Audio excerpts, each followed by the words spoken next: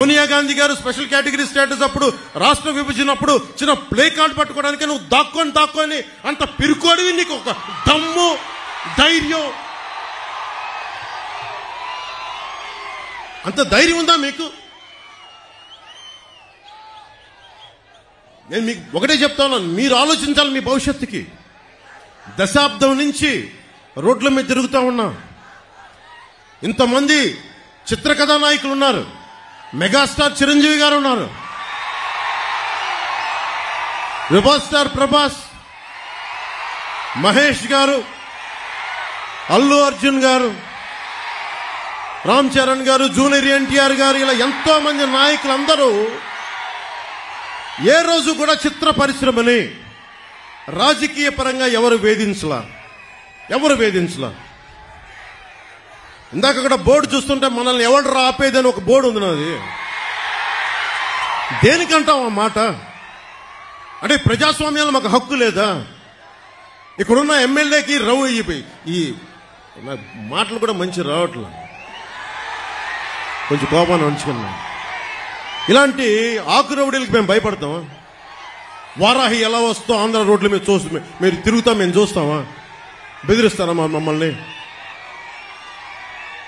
మేము సుభాష్ చంద్రబోస్ స్ఫూర్తిని నింపుకున్న వాళ్ళం గుండెల్లో.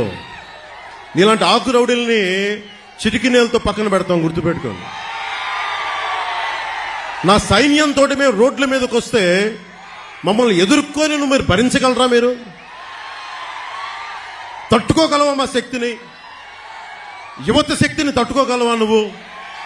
10 మంది ఆకురౌడీలు వేసుకొని కూర్చోబెట్టి యువతనందరినీ బెదిరిస్తే మీకు ఒకటే చెప్తున్నాను, మీరు దయచేసి భయపడకండి.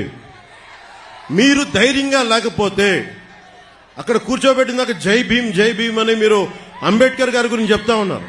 కొన్ని వందలాది మంది మేధావులు ఆయన నేతృత్వంలో కూర్చొని చాలా బలమైన రాజ్యాంగం ఇచ్చారు మనకి, మీ భవిష్యత్తు కోసం, మీ ప్రాథమిక హక్కుల కోసం.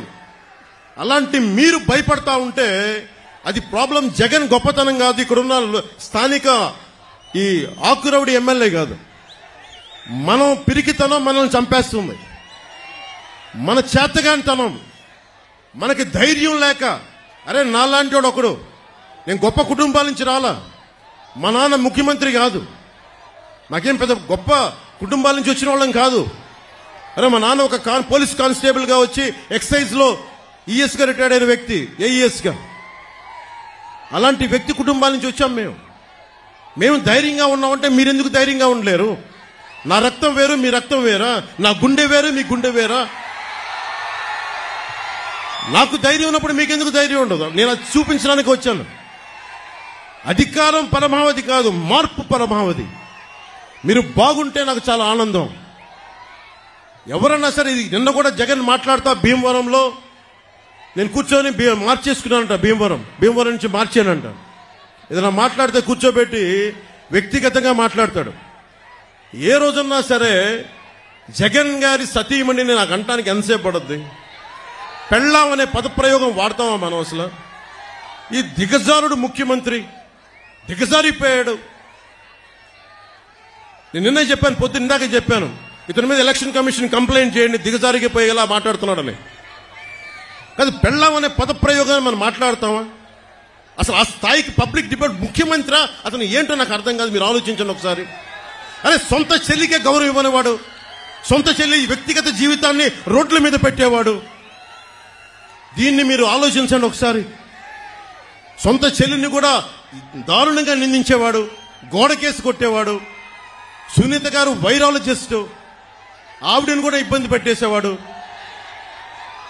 చంద్రబాబు గారు ముఖ్యమంత్రిగా ఉన్నప్పుడు ఏ రోజున్నా సరే ఆయన నిజంగా జగన్ లాగా ఉంటే అసలు జగన్ తిరగలిగేవాడా?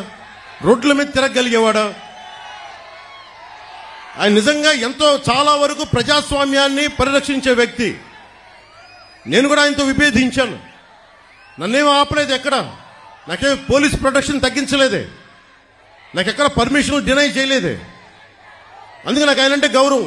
ప్రతి నాయకుడికి ఇంకోళ్ళకి విభేదాలు ఉంటాయి పాలసీ పరంగా, అవి ప్రజలకు సంబంధించి తప్ప ఏ రోజు కూడా ఆయన కూర్చొని అప్రజాస్వామికంగా ఆయన ప్రవర్తించాల. జగన్ ఈ రోజు కూర్చొని మేము రోడ్ల మీదకి రావాలంటే అన్ని ఆంక్షలు పెడతాడు. అతనే కొట్టుకొని మా మీద నెపం పెడతాడు. ఇంకొకసారి జగన్ని మీరు కేవలం వచ్చే ఎన్నికలు కాదు, రాజకీయాలను అతను పక్కన పెట్టకపోతే ఆంధ్రప్రదేశ్ కాదు దేశానికి కూడా ఇలాంటి నాయకులు చీడ పురుగులు. మీరు దయచేసి బలంగా పెట్టుకోండి. మీరు గనుక బయటికి వచ్చి బలంగా ఈ రోజున చిన్న ఉత్సాహం కాదు, పాలపొంగులకు రాకుండా నిజంగా లోతుగా అధ్యయనం చేయండి. మీ భవిష్యత్తు ఇది. నా భవిష్యత్తుకి ఇబ్బంది లేదు, చంద్రబాబు గారి భవిష్యత్తుకి ఇబ్బంది లేదు, ఆయన కుటుంబానికి ఇబ్బంది లేదు. కానీ ఇన్ని కోట్ల మంది ప్రజల భవిష్యత్తుని ఒకళ్ళు బాధ్యత తీసుకోవాలంటే చాలా కష్టమైన పని.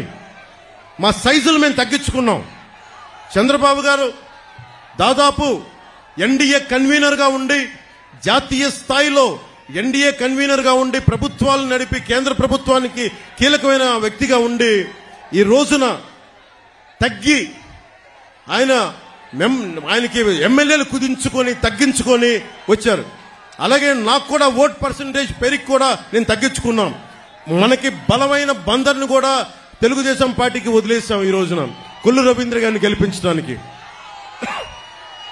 దీనికి కారణం ఏంటంటే ఓటు చీలకూడదు. ఎందుకు చీలకూడదు? మీ భవిష్యత్తు కోసం,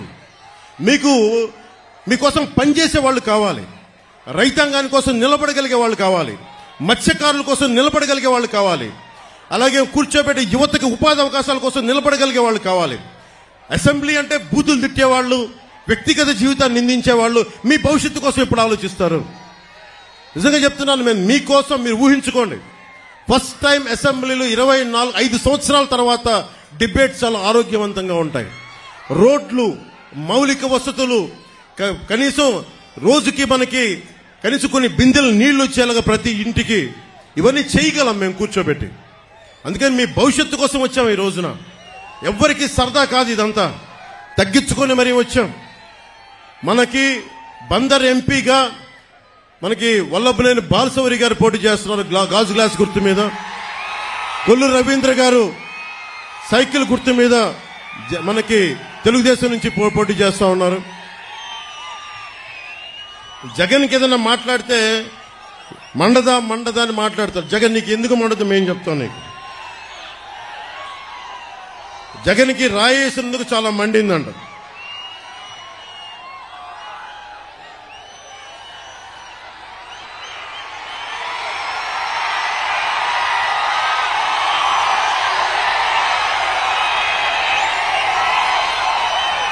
నీకు రాయి తగిలినందుకు ఎంత మండితే నీ పాలనలో ప్రజలకు ఎంత మండిందో చెప్తాం. పోలవరం రాకుండా చేసావు, ప్రజలకి మండదా? రాష్ట్రానికి రాజధాని లేకుండా చేసావు, ప్రజలకి మండదా?